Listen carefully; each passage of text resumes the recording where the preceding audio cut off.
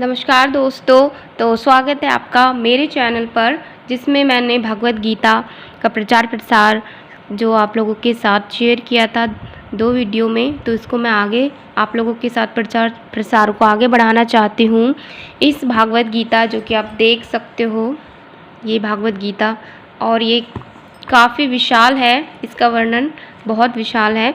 तो मैं कोशिश करूँगी आप लोगों के साथ प्रतिदिन, अब आगे से मेरी भागवत गीता पर डेली वीडियो आएगा, और जिसमें कम से कम 10 या हम 12 मिनट का वीडियो डालेंगे, क्योंकि एक ही दिन में या एक महीने में हम भागवत गीता का वर्णन नहीं कर सकते हैं। इसलिए तो हम धीरे धीरे प्रतिदिन इस कथा का श्रवण करेंगे और अपने पुण्य कर्मों को बढ़ाएंगे। आप सभी जानते हैं कि इस कलयुग में पृथ्वी पर भागवत गीता से उत्तम कोई अन्य उपाय नहीं है मोक्ष का और पुण्य प्राप्ति का। इसलिए हम मेरे साथ इस कथा का श्रवण करें और अपने पुण्य कर्मों को आगे बढ़ाइए, और इस चैनल के माध्यम से गीता के प्रचार में अपना सहयोग करिए। इस चैनल के माध्यम से आप दूसरे लोगों को भी जागृत कर सकते हैं, और मेरे चैनल इस वीडियो को शेयर करें। लगातार भागवत गीता के प्रचार को बढ़ाएं, आगे अपने फ्रेंड्स में शेयर करें, अपने परिवार में, अपने सगे संबंधियों में शेयर करें, ताकि प्रचार प्रसार में आप गीता के सहयोगी बन सकें। तो चलिए फ्रेंड्स, शुरू करते हैं। मैंने आगे 2 वीडियो, यहाँ तक मैंने वीडियो बना दी है, आप ज़रूर देख लेना। और अब हम आज यहाँ से स्टार्ट करेंगे, शुरुआत करते हैं। तो बोलिए श्री भगवत गीता की जय, बोलिए जय श्री कृष्ण, जय श्री कृष्ण भगवान। तो हम स्टार्ट करते हैं। हमें इस बात पर विशेष ध्यान देना चाहिए कि अर्जुन ने भागवत गीता को किस तरह ग्रहण किया। इसका वर्णन 10वें अध्याय में इस प्रकार हुआ है। अर्जुन ने कहा, आप भगवान परम धाम पवित्रतम परम सत्य हैं। आप शाश्वत दिव्य आदि पुरुष, अजन्मा तथा महानतम हैं। नारद, अशित, देवल तथा व्यास जैसे समस्त महामुनि आपके विषय में इस सत्य की पुष्टि करते हैं, और अब आप स्वयं मुझसे इसी घोषणा कर रहे हैं। हे कृष्ण, आपने जो कुछ कहा है उसे पूर्ण रूप से मैं सत्य मानता हूँ। हे प्रभु, न तो देवता न ही असुर आपके व्यक्तित्व को समझ सकते हैं। भगवान से भगवत गीता सुनने के बाद अर्जुन ने कृष्ण को परम ब्रह्मा स्वीकार कर लिया। प्रत्येक जीव ब्रह्म है, लेकिन परम पुरुषोत्तम भगवान परम ब्रह्मा है। परम धाम का अर्थ है कि वे सबों की परम आश्रय या धाम है।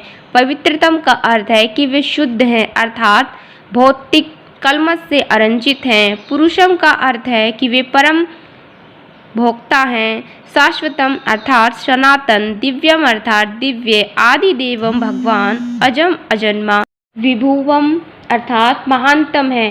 कोई यह सोच समझ सकता है, चूँकि कृष्ण अर्जुन के मित्र थे, अतएव अर्जुन यह सब चाटुकारिता के रूप में कह रहा था। लेकिन अर्जुन भागवत के पाठकों मन में इस प्रकार के संदेह को दूर करने के लिए अगले श्लोक में इस प्रकार प्रशंसा की पुष्टि करता है, जब वह कहता है कृष्ण को कि मैं भगवान नहीं मानता, अपितु नारद, असित, देवल, व्यास, देव जैसे महापुरुष भी स्वीकार करते हैं। सब महापुरुष हैं जो समस्त आचार्यों द्वारा स्वीकृत वैदिक ज्ञान का वितरण करते हैं। अतएव अर्जुन कृष्ण से कहता है कि वे जो कुछ भी कहते हैं उसे वह पूर्ण सत्य मानता है।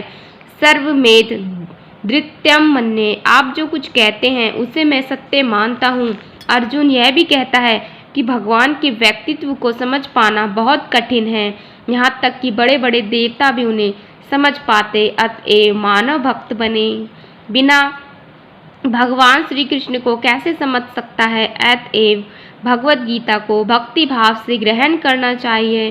किसी को यह नहीं सोचना चाहिए कि वह कृष्ण के तुल्य है, नहीं यह सोचना चाहिए कि कृष्ण सामान्य पुरुष हैं या कि एक महानतम व्यक्ति हैं। भगवान श्री कृष्ण साक्षात पुरुषोत्तम भगवान हैं। अतएव भागवत गीता के कथनानुसार या भागवत गीता को समझने का प्रयत्न करने वाले अर्जुन के कथानुसार हमें सिद्धांत रूप में कम से कम इतना तो स्वीकार कर लेना चाहिए कि श्री कृष्ण भगवान हैं और उसी विनीत भाव से हम भगवत गीता को समझ सकते हैं। जब कोई भगवत गीता का पाठ विनम्र भाव से नहीं करता है तब उसे समझ पाना अत्यंत कठिन है, क्योंकि ये एक महान रहस्य है। तो भागवत गीता है क्या? भागवत गीता का प्रयोजन मनुष्य को भौतिक संसार के ज्ञान से उबारना है। प्रत्येक व्यक्ति अनेक प्रकार की कठिनाइयों में फंसा रहता है। जिस प्रकार अर्जुन भी कुरुक्षेत्र के युद्ध करने के लिए कठिनाई में था, अर्जुन ने श्री कृष्ण की शरण ग्रहण कर ली। फलस्वरूप इस भगवत गीता का प्रवचन हुआ। न केवल अर्जुन वरन हम में से प्रत्येक व्यक्ति इस भौतिक अस्तित्व के कारण चिंताओं से पूर्ण है। हमारा अस्तित्व ही अनस्तित्व के परिवेश में है। वस्तुतः हमें अस्तित्व से भयभीत नहीं होना चाहिए। हमारा अस्तित्व सनातन है, लेकिन हम किसी न किसी कारण से असत में डाल दिए गए हैं। असत का अर्थ उससे है जिसका अस्तित्व नहीं है। कष्ट भोगने वाले अनेक मनुष्यों में केवल कुछ ऐसे ही हैं जो वास्तव में यह जानते हैं कि जिज्ञासु हैं कि वे क्या हैं और वे इस विषम स्थिति में क्यों डाल दिए गए हैं। आदि आदि जब तक मनुष्य को अपने कष्टों के विषय में जिज्ञासा नहीं होती, तब तक उसे यह अनुभूति नहीं होती कि वह कष्ट भोगना नहीं, अपितु सारे कष्ट का हल ढूंढना चाहता है। तब उसे सिद्ध मानव नहीं समझना चाहिए। मानवता तभी शुरू होती है जब मन में इस प्रकार की जिज्ञासा उदित होती है। ब्रह्म सूत्र में इस जिज्ञासा को ब्रह्म जिज्ञासा कहा गया है। अर्थात तो ब्रह्म जिज्ञासा मनुष्य के सारे कार्यकलाप तब तक असफल माने जाने चाहिए जब तक वह पर ब्रह्मा के स्वभाव के विषय में जिज्ञासा न करे। अतएव जो लोग यह प्रश्न करना आरंभ कर देते हैं कि वे क्यों कष्ट उठा रहे हैं या वे कहाँ से आए हैं और मृत्यु के बाद कहाँ जाएंगे, वही भागवत गीता को समझने वाले सुपात्र विद्यार्थी हैं। निष्ठावान विद्यार्थी में भगवान के प्रति आदर भाव भी होना चाहिए। अर्जुन ऐसा ही विद्यार्थी था। जब मनुष्य जीवन के वास्तविक प्रयोजन को भूल जाता है, तब भगवान कृष्ण विशेष रूप से उस प्रयोजन की पुनर्स्थापना के लिए अवतार लेते हैं।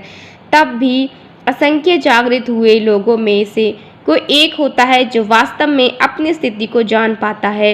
यह भागवत गीता उसी के लिए कही गई है। वस्तुतः हम सभी अविद्या रूप बाधिन के द्वारा निगल लिए गए हैं, लेकिन भगवान जीवों पर विशेषतया मनुष्य पर कृपालु हैं। इसी उद्देश्य से उन्होंने अपने मित्र अर्जुन को अपना शिष्य बनाकर भगवत गीता का प्रवचन किया। भगवान कृष्ण का पार्षद होने के कारण अर्जुन समस्त ज्ञान से मुक्त था, लेकिन कुरुक्षेत्र में युद्ध स्थल से वह ज्ञानी बनकर भगवान कृष्ण से जीवन की समस्या के विषय में प्रश्न करने लगा, जिससे भगवान उनकी व्याख्या भावी पीढ़ियों के मनुष्य के लाभ के लिए कर दें और जीवन की योजना का निर्धारण कर दें। तब मनुष्य तदनुसार कार्य कर पाएगा और मानव जीवन के उद्देश्य को पूर्ण कर सकेगा। भगवत गीता का विषय वस्तु में 5 मूल सत्यों का ज्ञान निहित है। सर्वप्रथम ईश्वर के विज्ञान और फिर जीव की स्वरूप स्थिति की विवेचना की गई है। ईश्वर का अर्थ नियंता है और जीवों का अर्थ नियंत्रित। यदि जीव यह कहे कि वह नियंत्रित नहीं अपितु स्वतंत्र है, तो समझो कि वह पागल है। जीव सभी प्रकार से कम बद्ध जीवन में तो नियंत्रित है ही। अतः भगवत गीता की विषय वस्तु ईश्वर तथा जीव से संबंधित है। इसमें प्राकृतिक काल, समस्त ब्रह्मांड की कलावधि या प्रकृति का प्राकट्य तथा कर्म की भी व्याख्या है। यह दृश्य जगत विभिन्न कार्यकलापों से ओतप्रोत है। सारे जीव भिन्न भिन्न कार्यों में लगे हुए हैं। भगवत गीता से हमें अवश्य सीखना चाहिए कि ईश्वर क्या है, जीव क्या है, प्रकृति क्या है, दृश्य जगत क्या है, यह काल द्वारा किस प्रकार नियंत्रित किया जाता है और जीवों के कार्यकलाप क्या हैं। तो सभी भक्तजनों, आपके साथ मैं आज का वीडियो यहीं पर समाप्त करती हूँ। कल से फिर मैं आप लोगों के साथ यहाँ यहीं से भगवत गीता का आगे हम श्रवण करेंगे, और वरना वीडियो काफ़ी ज़्यादा बड़ा हो जाएगा इस वजह से। तो भगवत गीता का हम कल यहीं से फिर से शुरुआत करेंगे। तब तक के लिए आप लोग इस वीडियो का प्रचार प्रसार करिए और कमेंट बॉक्स में ज़रूर जय श्री कृष्ण लिख कर जाइए, और इस वीडियो को ज़रूर से ज़रूर शेयर करना और लाइक ज़रूर करना और सब्सक्राइब भी कर लेना भगवत गीता को आगे की वीडियो पाने के लिए। तो नमस्कार और जय श्री कृष्ण।